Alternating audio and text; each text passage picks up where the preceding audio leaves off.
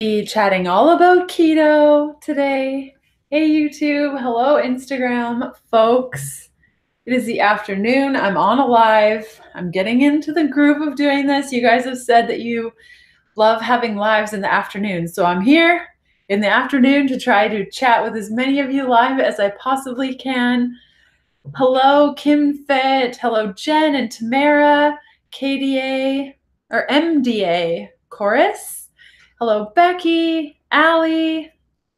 Hey, we got YouTube up here. We got Instagram down here. Hello from Costa Rica. Hey Grace. Hi guys. Burford, Ontario, Canada. I'm from Canada. I love Canada. So today we are going to be reading all the books, talking about all the things. And for my Instagram friends, I'm going to pin our topic here so that all of you can see it as you're joining in. And I will be reading, oh, there's like supplements attached. I will be reading from my newest book, The Keto Diet Cookbook. It came out last week. If you don't already have a copy, please get a copy. You won't regret it. And if you really hate it, you can also return it. You can go to ketodietbook.com for all the details. Any Canadians watching, you can actually get the cookbook in Costco across Canada. If you don't have it at your location, ask somebody working there because they probably have it in the back. You can get this at Target, Barnes & Noble, Chapters, Indigo, any independent store. And if they don't have it, ask them. It's probably in the back or they can order it for you. And I'm going to be reading from the book all about appliances and tools for your kitchen. If you have questions, like I'm seeing, is the new book also no dairy? Feel free to ask questions. I will answer them as we go and also at the end. So to answer your question, with this book, I did something a little different. I included dairy and I didn't include dairy. So every recipe that calls for dairy, there is a way to remove the dairy, or just like it gives you two options. Neither one is better or worse. It's just all about options. So for example, if I call for milk, I tell you whether or not you can use dairy-free milk or regular milk and how to use it. So you get to choose your experience, and you can use all the cheese you want, all the cream you want, or none at all. And I give you tips on, well, not even tips, I give you full out instructions on how to make your own cheese, how to make it completely cheese-free, how to add cheese, all the things. Because one of the biggest things that all of you said you hated about my first book was that it didn't have dairy. And I listened and I included dairy in this one, but all the recipes are also dairy-free so that you have options. Yeah, so if you guys have questions, I'm going to read for a bit. And there was a question here about whether or not it was in, or rather, is it in Costco in the US? Not yet. Hopefully, maybe one day. It all depends on orders. And they did not order for this round. So if you are in Canada, you can get it at Costco. But if you're in the US, you can get it basically anywhere else. Okay. We are going to read all about kitchen appliances and tools. And I also need to bring up this piece too, because we have a new sponsor of these events, Perfect Keto. And you guys can use the coupon code COOKBOOK20 to get 20% off all Perfect Keto large, like full-size goodies. So that is epically amazing. If you love Perfect Keto, now's the time to do it. That's Cookbook20. Okay, about time already. Let's get reading. Okay, so I'm reading from page 66. If you already have the book, you can follow along. And we're just going to be talking about my favorite kitchen appliances, why I enjoy cooking with them, what I use instead if I don't have it, and if you really need it or not. We'll just talk about how to structure a recipe around the fact that you may not have a blender and what to use instead. So let's get to it.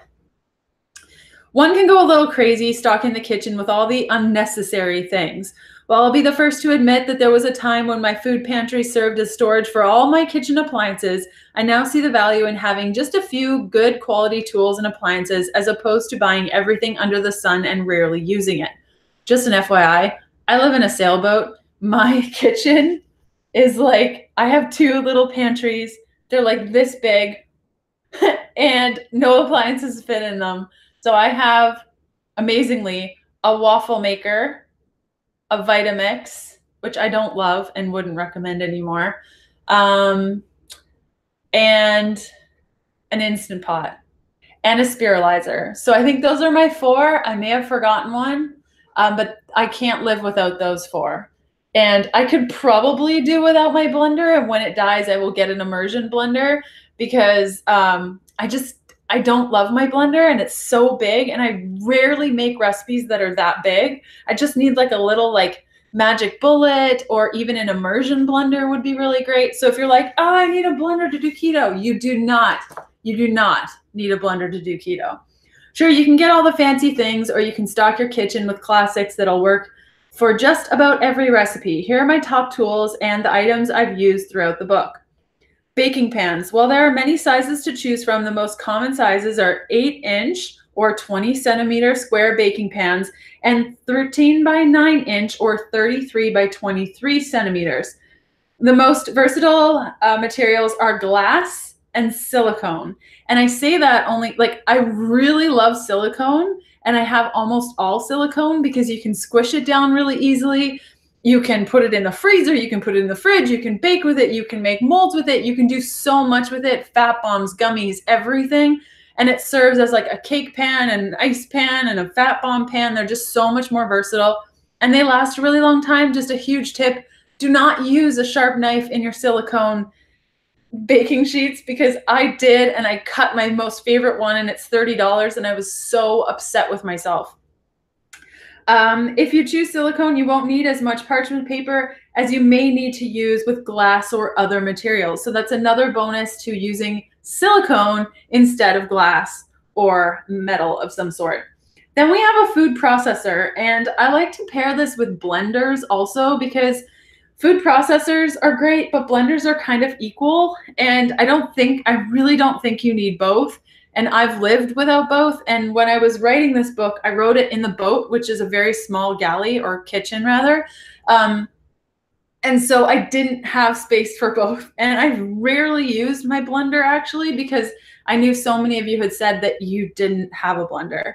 So a food processor is similar to a blender in function. You don't need both appliances to prepare the recipes in this book. I call for either a blender or a food processor, but not both. So you can decide. You can also use an immersion blender. That's totally fine. A Magic Bullet, a Ninja, whatever you got, even a little mason jar, and shake things up. It's very rare that you'll need to like grind stuff.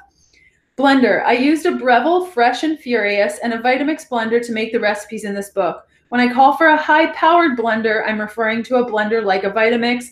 When a recipe simply says blender, it truly means any blender you have access to. Now, okay, so I had rented a house when I was putting together a couple of the last-minute recipes, and they had a Breville Fresh and Furious.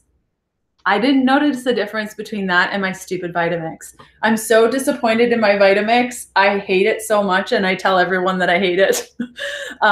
I don't like that it's made with plastic. I don't like that my fats break it down on the inside. I've actually stopped making my fatty coffees in my Vitamix for this reason. I don't like how expensive they are, and it doesn't even really do a good job. Like, I can't even make a nut butter in there. I can't make pate in there. It just keeps all the seeds like full and whole and doesn't break them down. So I think you can get by with spending like $50 on a good food processor or blender and be just fine. I used to have a Black & Decker food processor and loved it. And I got it at Canadian Tire for all my Canadian pals. I don't know the equivalent of like a US equivalent for Canadian Tire. It's just such a great store, but I got mine. It was $30, and I had that thing for like 11 years. I don't know if they still make them, but like, I love Black & Decker food processors. A meat mallet. So this might be new to you guys, and I highly recommend like looking at the dollar store for one of these guys if you're not familiar with meat mallets. I used it a bit in this book, and I've been using meat mallets like for a long time, but I just never thought of like sharing the recipe with you guys. I'll give you guys an example. Let's see if I can find it. I made sandwiches out of chicken thighs. I haven't memorized the organization of this book yet. It takes me like a couple of months. Well, here's an example. So open-faced tacos, that's one recipe you can use a meat mallet for. And basically you're pounding down the chicken's at the base there, and then you just cook it, but the chicken is really, really thin, so it cooks quicker, and it's like a pizza crust. You can make pizza with it. You can make tacos with it. You can make sandwich breading, which is what I'm trying to find, where you just like pound it really thin, cook it, and then use it as a breading, basically. Like it's your bread for your sandwich. Okay, I'm gonna look up paprika in this handy index. I'll look up paprika and then it will tell me where to find it because I don't see it. Paprika, 194. I was so close. 194. So here's another example where I used a meat mallet. So you can see that chicken is just pounded down really thin and then cooked, and then it becomes the bread for a sandwich. So I really, really, really like using meat mallets, and you can have a lot of fun with them, and you can get them at the dollar store for like $2, and they're just fabulous. Now, remember, don't just pound the meat without anything surrounding it. You really need to make sure that it's like coated in something like parchment paper. You could use a kitchen cloth if you wanted to. Just make sure you sanitize it afterward, but I've done both and they've worked out great. You could also use a silicone baking sheet and just wrap it around. Just make sure not to use the pokey end of the meat mallet. Okay, then we have a muffin pan. A 12-well silicone muffin pan will never steer you wrong. You can use it to make fat bombs, muffins, single-serve quiches, and so much more. I like using silicone more than other materials because it doesn't require muffin liners, which cuts down on cost and waste. Okay, then we have a silicone mold. You'll be making fat bombs here and there, so getting a little silicone mold for them is never a bad thing, but so not necessary because you can use your muffin pan. I love how you are so excited and passionate about your work. I can't wait to get a copy. I'm so excited for you to get a copy too. And once you do, go to ketodietbook.com/review and leave your review because it helps me so much and make sure that people that are thinking about getting the book know what they're getting into before they buy it. And then it just helps other people find the book, and it really helps me, and that would just mean the world to me. ketodietbook.com/review. Okay. The silicone mold isn't totally required. You can use a muffin pan, but I also wanted to list that, so if you have one, don't get rid of it. Then you have parchment paper or silicone baking mat. Again, you don't need this if you just have your baking pans that are silicone, and it's way easier. If you want to purchase only one or the other, go for parchment paper, which is more versatile. I use the If You Care brand of unbleached parchment paper. And I don't go through a lot of this because I really don't use it much because I have silicone baking stuff. A saucepan and frying pan. Medium to large is a safe bet. If they have lids, that's a plus. Now, you don't need either or. I own one small cast iron and one large regular stainless steel pan for our, what's it called? Oh my gosh, I'm totally drawing a blank. Induction. Oh boy. Our induction little stove top that we have. So I have two cooking pans that I can use interchangeably, and that works really good for me. And when I'm cooking foods that are high in vitamin C, I put it in my iron pan. And if I just need to cook something, I use my stainless steel pan. Rim baking sheet. Similar to baking pans, there are so many sizes of rim baking sheets to choose from, but the most common is an 18 by 13 inch or 46 by 33 centimeter, which will fit most ovens comfortably. Again, not required. You can just go with that silicone baking pan and get by. It's fine. Spiral slicer, also known as a spiralizer. Though not essential, I do love a good spiral slicer. If you don't want yet another tool taking up space in your kitchen, a vegetable peeler will work too. Just continuously peel the vegetable until there's nothing left. Alternatively, many supermarkets sell vegetables that are already spiral sliced, although you will pay quite a bit more for the convenience. So, I mean, you can get, I have maybe like a $25 spiral slicer, and I've had it probably for the last year because I sold my other one. I didn't think I'd need one in the RV, and I ended up buying one because I just couldn't live without it.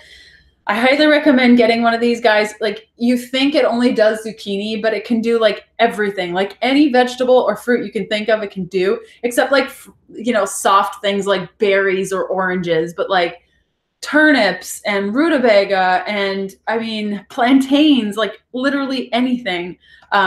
Of course, then you have like the cucumbers and the carrots. And a lot of the times I will spiral slice things and then put it out on baking sheets and then freeze them and then put them in Ziploc bags. And then I have a bunch of spiral sliced frozen things to make really quick dinners.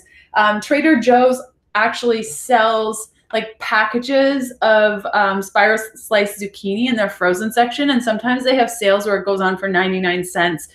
And it feeds 2 people comfortably. And I just cook it in a cooking pan with some garlic, lemon juice, and some olive oil. And that's what we'll have for dinner with some meat on it. So it doesn't need to be complicated. But those are kind of the kitchen appliances and tools that I can't live without, and a bunch of tricks around how to stock your kitchen properly. So yeah, this was really fun. If you guys have questions about keto or kitchen appliances, tools, cooking, anything, feel free to list them down below. I'm just going to make sure that I can see all the content, okay, in YouTube as well. And again, if you're like, what, this book? If you're watching it on YouTube, you can just click the link below and it'll take you directly to the cookbook page. Or if you're watching this on Instagram and you're like, dang, I want a copy, you can go to ketodietbook.com. And it has a bunch, it has all my 3 books, this one, and Keto for Women that comes out in June. And you can kind of pick which one you'd like. Some people are getting confused about this book versus this book. This book is all keto information, basics, how to eat, how to calculate your macros, what path to choose, what eating style is best for you, and then it has recipes. And then this book is all about meal planning and food and really how to pick the right food for your body and plan your recipes with ease and just understanding ingredients. So I hope that helps.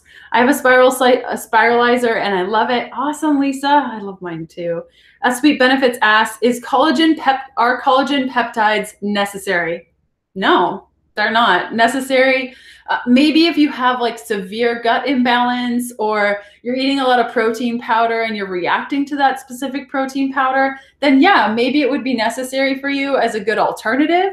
But if you are not eating keto or feeling like you're failing on keto because you're not eating collagen, please get that out of your mind. It's fine not to eat it. It's just a great supplement to use to your ketogenic diet if you find that you're not eating a lot of protein or that your gut is imbalanced. I just enjoy eating it because it keeps my hair somewhat healthy. It's kind of like sun damaged and like horrible. I'm sure it would be way worse if I didn't eat collagen. But collagen is great for your hair, skin, nails, gut. So if that's an issue for you, it might be necessary. Otherwise, you don't need to worry about it. And if you do decide to give it a try, Perfect Keto makes a keto collagen, which combines collagen and MCT oil powder. You can go to perfectketo.com and just go to their product section and look for keto collagen. Now they have a couple of flavors. Oh, somebody's calling me. They have a couple of flavors. I would highly recommend just going with the unflavored version because I find all their flavors are just like so sugary that it's like overpowering and like gross for the average keto person. So perfectketo.com. And then if you do choose, you can use a coupon code cookbook20 to get 20% off the full serving packages. 20% off. That's awesome.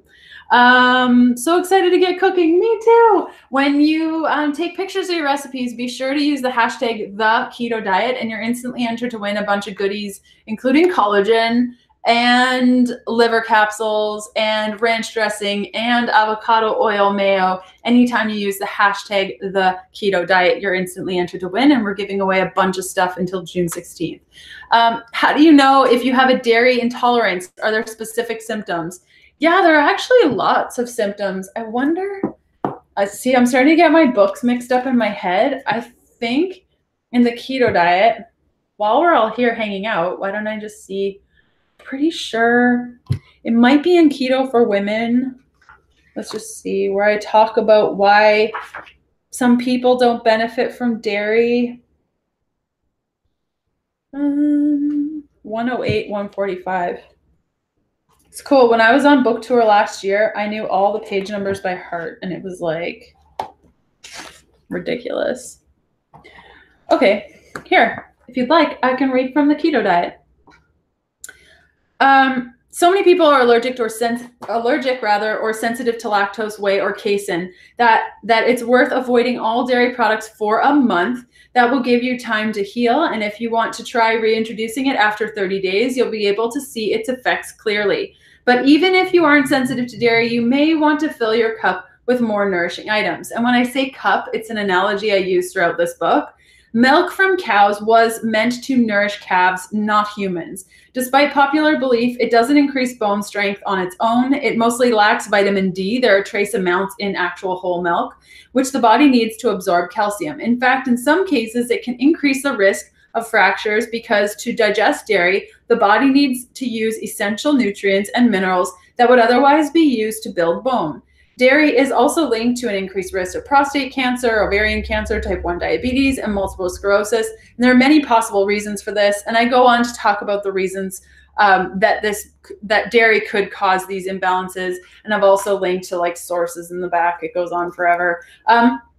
But some symptoms to look for if you think that you might be sensitive to dairy: nasal pain or dripping. When I eat dairy, I get acne here and a little bit here. Like you can tell I had dairy on the weekend and also had nightshades because my skin just gets all bumpy and I get acne all through everything. So acne is a really big one. Any rashes, digestive pain, diarrhea, constipation. So like in my first book, The Keto Diet, it can be really helpful to stop eating dairy for 30 days. You could use the recipes in here that are dairy-free. Follow the dairy-free protocols in here to make all the recipes dairy-free. And then try it out for 30 days, add some dairy back in, and see how you do. I'm going to try to find a recipe where I call for both so I can give you guys an example of dairy-free. Let's see. It's always, you know, it's so funny. I need to like come up with, oh, here we go. Okay. So like noodle bake. You would think that this had cheese, right? And it does. You can use cheese. And I explain you can use 2 cups of shredded cheddar cheese, or you can make a batch of melty cheese, or you can simply omit completely, or up at the top, it should explain that you can use the melty cheese, or you can buy your own cheese, or you can just not eat it all. And then I give the different macros for each at the bottom, so you can choose your adventure. Thank you so much. I have both books, so I'll take a look and plan some different meals. Hey, Lauren, are corn tortillas allowed if they are net 0 carbs? See how it goes? I react really horribly to corn. In fact, I had corn with my sister over in Ontario, and my grayscale psoriasis is so bad. My entire scalp here is like burning and it hurts so much. So I know that I'm sensitive. Oh, actually, my fingers are cold. That feels so good. I'm really sensitive to corn, but if you're not and it doesn't spike your glucose, which it might because corn can, incorporate it, see how you do. The only way you're going to know if you react to a food is to try it and see if you react to the food. Why is it that the new book doesn't have weekly meal plans and shopping list? Well, I will tell you why. Okay, so I know exactly what you're comparing things to. Okay, I'm going to get out both books here so you guys can see. So in, where is it? Okay, it starts here. In this book, The Keto Diet, I give you guys meal plans like this and shopping lists like this. The problem with this is that if you can see this here, it outlines exactly what your macros and calories are going to be like every day. And although this can be helpful, if you're not aiming to be at, let's see, if you're not aiming to be at like 63% fat or 69% fat or 68% fat or 77% fat, or whatever the case may be, if those aren't your macros, these meal plans don't work for you, or you're going to have to adjust them a lot to make them work for you. And likewise, a lot of the shopping lists, if you're not in North America or you're in different seasons, you might find that it's quite costly or a little bit prohibitive to follow the shopping list completely. So when I was planning, put that one down. When I was planning this book, I asked you guys, like, how many of you actually use those meal plans? Did you have to adjust them? And I think it was like 90% of you guys said that you had to adjust things, accounting for how many people you were feeding and what ingredients you had on hand and how many calories you were shooting for. So for this book, I came up with a meal planning combination chart where, I'll kind of show you this properly. It outlines, say your calorie goal is 1,100 a day. You would eat a small recipe, a medium recipe, and a medium recipe. Now you can eat this all in one serving. You can split it up into two eating times, or just do it all at once. Say your calorie goal is 1,300. Well, then you'd have a small, a medium, and a large. And again, you can do this at 2 times in a day, 1 time in a day, 3 times in a day. I don't care. Now you might be wondering, what's this small, medium, and large thing about? Well, I will show you. For example, ranch dressing is a small. So throughout the entire book, you're looking for blue recipes with this little triangle. So if you're planning a sauce or spread, you can do it that way. If you're planning a breakfast, you can look for a small like this. If you're planning a lunch, you can look for a small like this.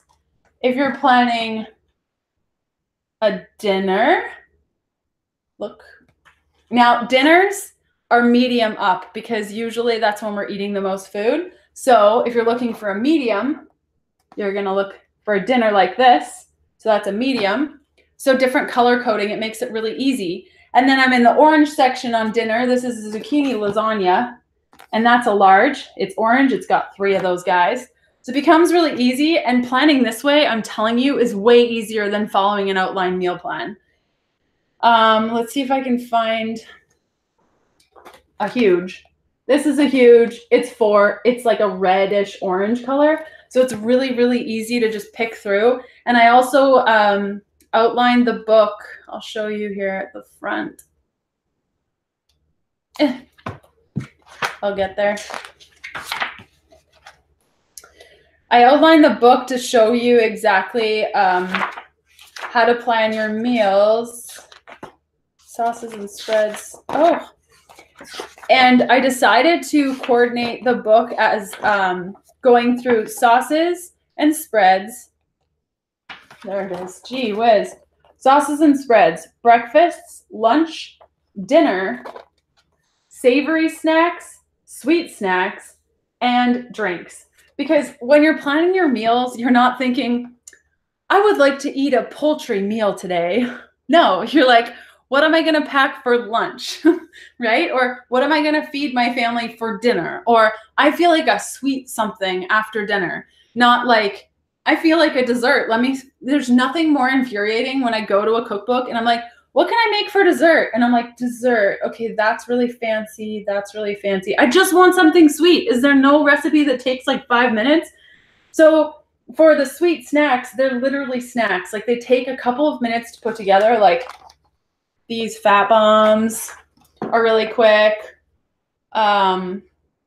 These haystack cookies are really quick. So I just wanted to show you guys how to make really quick food that tastes really good. And if you want to get super fancy with it, like probably the fanciest recipe in the whole book are these meringues, and everything else is super quick and probably will impress you because it's really fast. Like strawberry shortcake coconut ice takes 5 minutes and it looks like that because it's just like, who has time to make something fancy?